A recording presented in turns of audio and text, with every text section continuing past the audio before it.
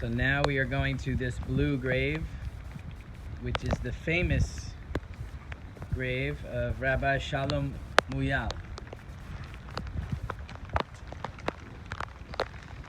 Yeah, so it's interesting. You always wonder, what is a rabbi doing in a city called Amazonas, which I'm sure you guys know some Hebrew. Amazonas comes from the word Amzonah. It's a nation of prostitutes.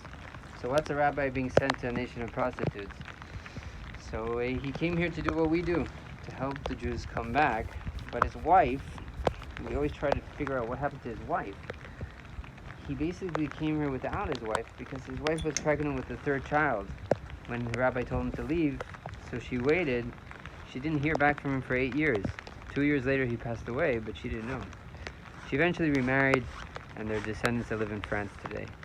So this is the famous Muyal. People used to come and ask blessings from him. And because he was so...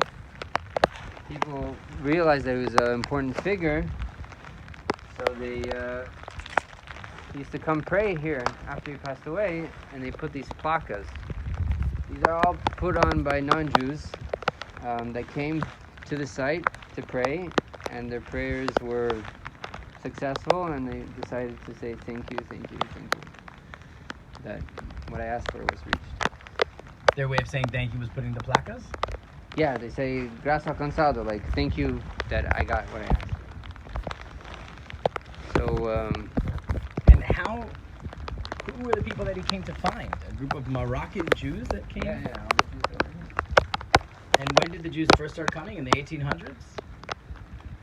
Yeah, I mean, there are Jews all the way to Iquitos. So. And Moroccan Jews for the rubber trade? What was the reason that they came? I know Rubber was gold in those days. Rubber was gold in those days. And they came and they went all the way to Iquitos, which is in Peru. But I guess some stopped here in Manaus. And this rabbi was sent or came to try and bring them back to Torah. And he got yellow fever, and 2 years later he passed away.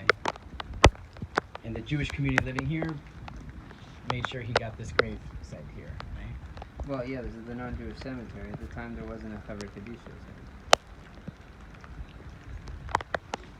And you're saying 8 years after he left is when the wife finally heard that he had passed away. 6 Right. years before that. Yeah, somebody traveled back and spread the word.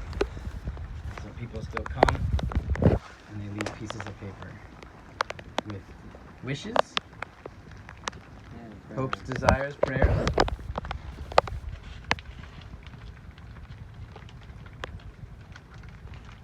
Obviously, people have told the non-Jews that you put rocks and not flowers. Well, somebody put flowers, they just took them off, but yeah.